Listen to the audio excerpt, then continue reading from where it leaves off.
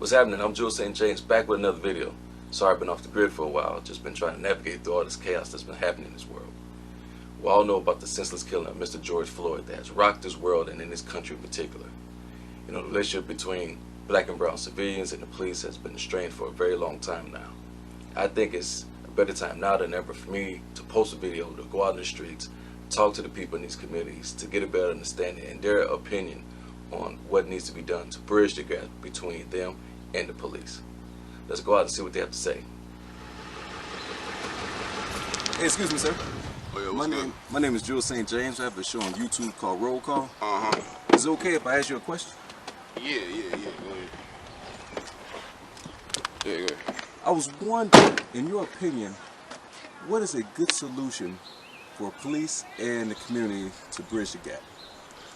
Well, I think police should understand the community before they make assumptions. I mean, I've been living over here all my life, really. Like, I'm about 30 years of change now. I've been here almost like 20 some plus years since I was about a little kid. So ever since I was about 11, 12, the police been messing with me. So, I mean, I've been kicking my nuts by the police. I done had guns put on me by the police. Like, everybody already assumed that I'm a thug. You know what I'm saying? Like, they look at me like, oh, young black man, he got to be a criminal. I got you. But they don't understand that I come from a good home, you know what I'm saying? I may look like this, you know what I mean? But I got a good job, you know what I'm saying? I'm educated. So I think before people start reacting, they should actually understand and try to like de-escalate instead of escalate some shit.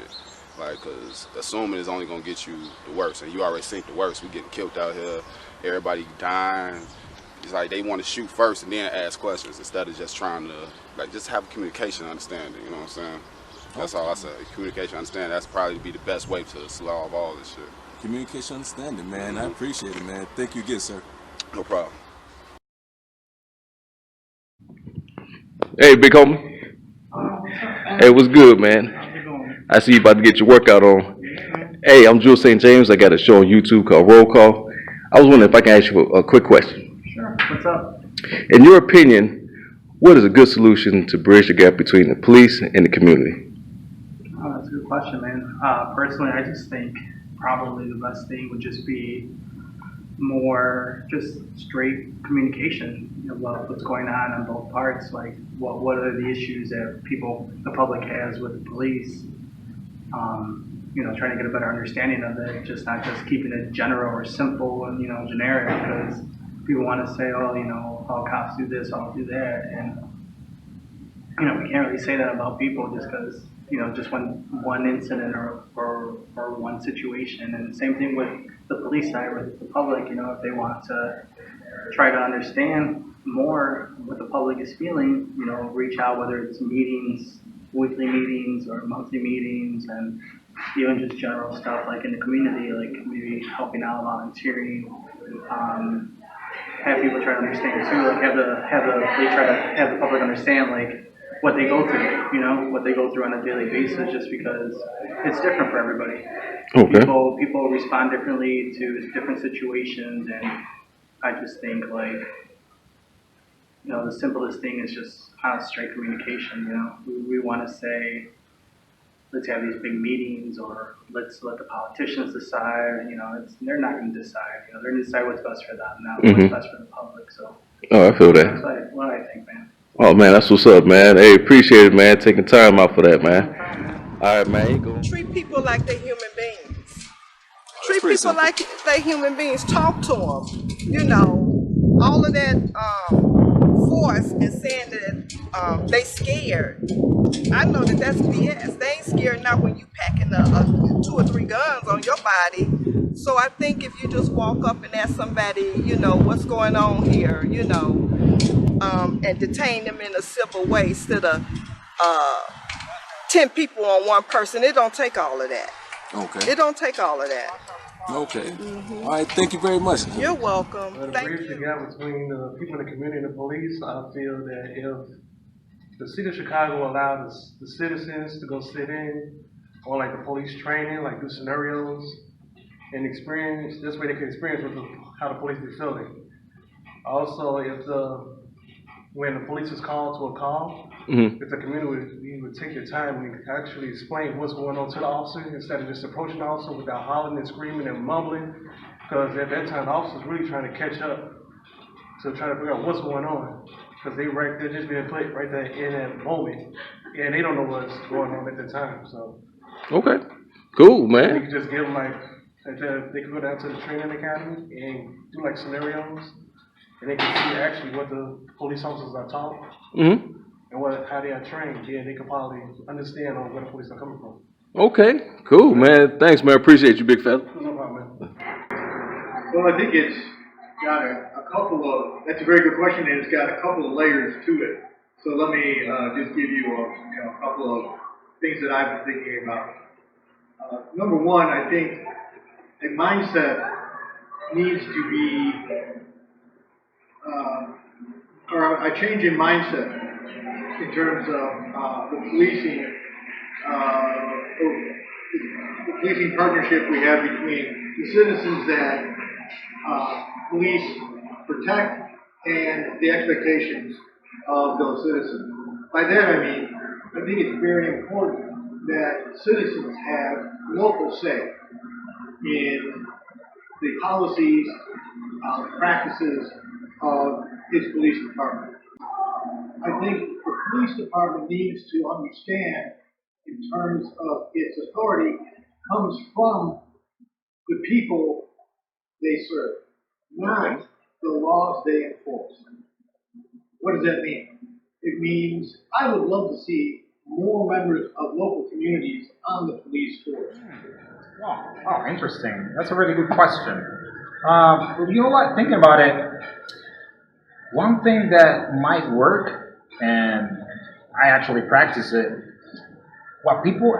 first of all, what people need to know is that most of the police departments in this country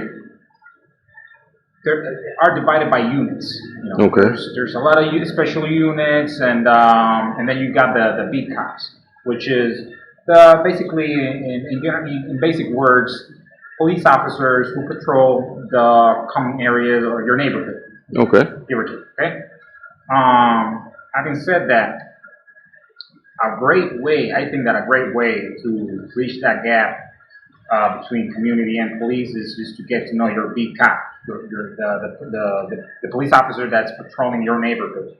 Okay. I mean, it doesn't take too much effort or work. You can just, whenever you see a police car driving by, it's probably a beat car that's always going to be patrolling the same area for the whole tour, for the whole shift. Okay. So, hey, there's nothing wrong with it, as long as they're not in a job or going towards a job, responding to a call, wave at them. If not like, hey, hello, or bye, but kind of like, give them a signal of like, hey, do you mind stopping? And, start talking to them, interact with them. The odds are they will stop and they'll, it'll be the beginning of a new relationship. Okay. Okay, well, that's a very layered question. If there's the first thing I can think of when it comes to that, number one is probably accountability. You know what I mean? And that mean that in many strengths, like especially with a situation in which unlawful killing of a black man, having accountability of the damage that you not only committed on that individual but the families and overall. It seems to be very unbalanced as far as the punishment between a police officer and a black man who does does the same exact crime. Some of these guys that get off scot-free, you don't hear it in the media at all. Thank God that unfortunately, with people losing their jobs and no sports being on, okay, it makes people more focused on the problem that's in hand. So thank God the George Floyd situation put that in light. I just want to see more accountability when it comes to, a lot of these officers who mishandle certain situations. That's number one thing. Number two, if I could say anything about that, would probably be seeing more of us, what I'm saying, in the streets, to be honest with you. No offense to any other race or anything like that, but, if you take Joe from Montana and pop him in the middle of Inglewood, how do you expect him to relate to us? It's not going to happen, okay? The most he probably understands about black people is probably what he sees in the media. know what I mean? And outside being a ball player and outside being a rapper, it's not many good things that you do see. You know what I mean? So being able to have more of us, you know, promoting being a police officer, you know, just so we can police our own community. You know what I'm saying? Have the little kids look up to us, you know, call us the big homie, knowing that we be able to handle the situation accordingly like we're supposed to. That's how I personally feel about it. In order for that to work out, I think, me personally, we need to let the past go, both sides, police and community, and we need to all work together. Policing needs to be more polite, more open to the community, and vice versa. The community must be polite and open-minded to the police. You know, help each other out. I think that'd be a great way of starting fresh. So I think that if there can be just one unit that, you know, focus on those non-essential calls, you know, they will be heavily involved in like CAPs and block club parties. And then I think in ways like that, you know, it's small seeds, but it's a seed nonetheless, you know. So then that way they can start to put names to faces. So when they see Miss Jackson, well, they know who she is now, you know. When they see Kevin, you know, they know that he's not a thug, you know.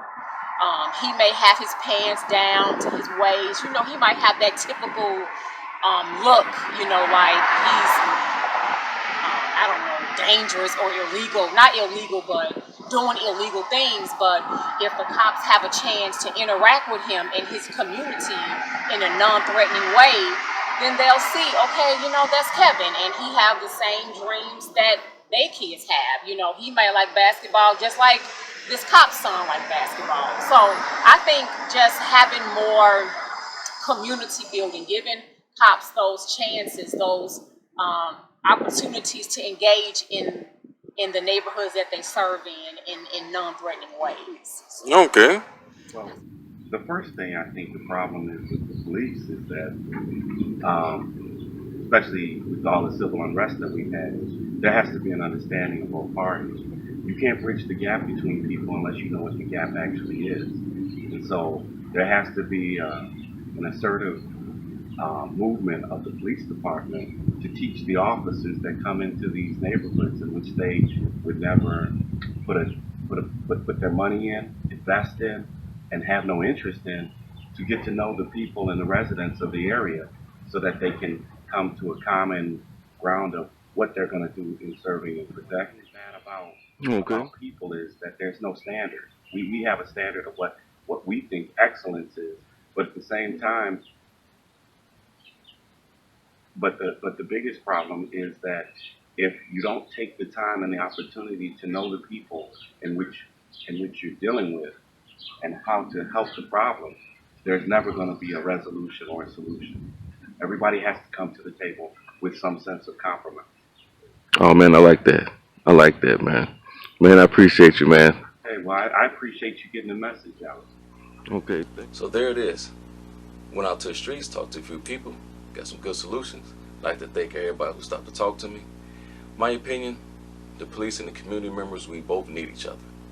The community want the police officers to expose the good police officers, to expose the bad ones, to get rid of them. The police want the community members to be a little more understanding about our jobs, and also to help us get rid of the domestic terrorists that's terrorizing these neighborhoods. And the only way to do that is by working together. So please, I'd like for you to write, subscribe, share, comment, and I'll see you on the next one. Later.